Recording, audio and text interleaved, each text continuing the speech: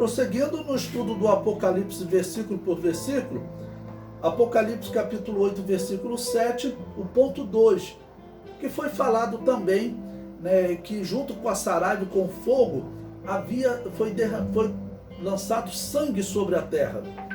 Eu comento: quando o anjo tomou o incensário, no versículo 5 desse capítulo 8, e o encheu do fogo do altar do incenso, certamente pegou também do sangue que retirara do altar dos holocaustos. Essa é a simbologia. Se aqui o Apocalipse está falando do anjo junto ao altar do incenso, que é o altar de ouro, era o altar do incenso. Para chegar no altar do incenso, primeiro havia o trabalho, o processo no altar dos holocaustos, e lá do altar dos holocaustos ele trazia sangue, onde ele colocaria nas quatro pontas do altar do incenso, ok? Então ele pegou também o sangue que ele retirara do altar dos holocaustos. Que sangue é esse? Eu vou colocar aqui que provavelmente é o sangue desses cristãos mortos na primeira parte da grande tribulação, e que clamavam por vingança, clamavam para que Deus desse fim ao reino do anticristo. O comentário prossegue: como a saraiva e fogo são literais, na minha interpretação, é natural interpretarmos que o sangue também seja literal. A humanidade verá cair sangue do céu. Certamente, esse sangue representa o que a humanidade fez com o sangue dos santos de Deus. Nós vimos no quinto selo as pessoas que foram mortas por causa do testemunho que deram, porque não adoraram a besta, não aceitaram o sinal do anticristo na testa nem na mão. Prosseguindo, o Império Romano perseguiu e matou os cristãos até o ano 312, 313, quando Constantino encerra com a perseguição, perseguição do Império Romano, mas aí vai começar a perseguição de Constantino e da Babilônia Apocalíptica. Prosseguindo o comentário: a Babilônia Apocalíptica perseguiu e matou os cristãos até o ano de 1517, quando as igrejas reformadas se uniram à Babilônia Apocalíptica. Claramente na profecia do Apocalipse nós vemos que ali a Babilônia Apocalíptica é chamada de Jezabel na carta de Tiatira, que é a igreja católica antes da reforma, e as igrejas reformadas são os filhotes da Babilônia Apocalíptica, os filhotes de Jezabel, tanto que eles matam os cristãos. Cristão da Assembleia de Deus que hoje está se unindo e levando os reformados para pregar nas suas igrejas, saiba que eles matavam quem não aceitava o batismo infantil. E é sempre bom lembrar, procure o fundador da igreja presbiteriana no Brasil, ele era assumidamente maçom, ou seja, era assumidamente satanista. E hoje, muitos dos presbiterianos, as maiores autoridades presbiterianas, se colocam mesmo, somos maçons, ok? A coisa é realmente para o cristão ficar atento, porque hoje está havendo uma união das igrejas evangélicas, da igreja cristãs, com a maçonaria, com o satanismo através das igrejas reformadas. Prosseguindo. E prosseguiram matando os cristãos, Os reformados prosseguiram matando os cristãos. Durante a grande tribulação, a população da terra estará apoiando o anticristo na sua perseguição aos cristãos que não foram arrebatados.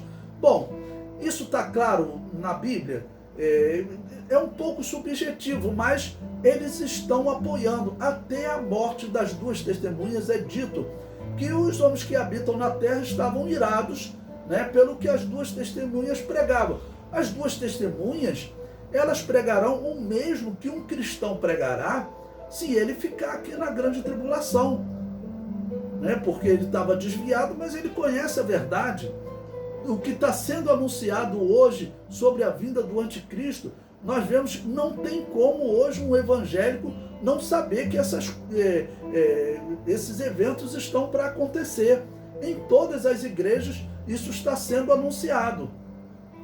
Então quem ficar na grande tribulação, ele saberá, olha, ou nós rejeitamos esse homem e encaramos a morte, ou nós vamos estar aí definitivamente servindo a Satanás. Então muitos cristãos vão ficar contra o reino do anticristo.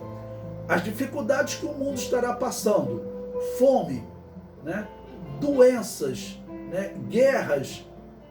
Então o mundo vai estar, olha, se esse povo é o problema, tem que matar mesmo. Então eles apoiaram o derramamento de sangue, né? Então eu estou pegando diversos eventos, diversos fatos, para chegar a essa conclusão. A população da terra apoiou o derramamento de sangue dos cristãos lá no quinto selo, naquela grande multidão. Prosseguindo o comentário. Todos os cristãos mortos na grande tribulação, representados no quinto selo da grande tribulação, né? E também naquela grande multidão que apareceu ali depois do quinto selo, em Apocalipse capítulo 7. Eles apoiaram essa matança. Todas as nações apoiaram. Os homens apoiaram a matança dos cristãos pelo anticristo. Agora Deus lança sangue sobre a terra para que eles saibam que os cristãos serão vingados. Então, é desse evento que me faz acreditar que realmente acontecerá de cair sangue, né, para que a população da terra veja, olha, vocês apoiaram o derramamento do sangue desses cristãos e agora eles clamam por vingança e eu vou executar essa vingança. Né? Nós sabemos que hoje cristãos já morrem na China, na Coreia do Norte, em países árabes. A perseguição está aumentando, até em países ditos que respeitarem a liberdade de expressão, como o Canadá, eles prendem, eles não torturam, mas eles prendem cristãos que pregam que, por exemplo, o homossexualismo é pecado. Então isso já não pode ser pregado. Os temas, né, dos sermões nesses países já está sendo restringido. Prosseguindo, o profeta Joel também viu sangue cair sobre a terra. Joel capítulo 2, versículo 30, ele diz: e mostrarei prodígios no céu e na terra, sangue e fogo e colunas de fumaça. E como nós vimos em outros momentos, a profecia de Joel ela é muito paralela à grande tribulação e às trombetas. Essa consciência sobre as catástrofes serem juízo de Deus foi demonstrado quando foi aberto o sexto selo, pois é dito que os homens se escondiam do Cordeiro e confessavam: é vindo o grande dia da sua ira, e quem poderá subsistir? Então, os homens realmente eles estão concluindo que o juízo de Deus vem. Então é bem provável realmente que haja realmente sangue caindo sobre a terra para ficar como um sinal para a humanidade. Vocês apoiaram a morte dos cristãos, né? Foram 3 anos e meio de matança. Provavelmente a primeira metade da grande tribulação será assim, 3 anos e meio de matança de cristãos.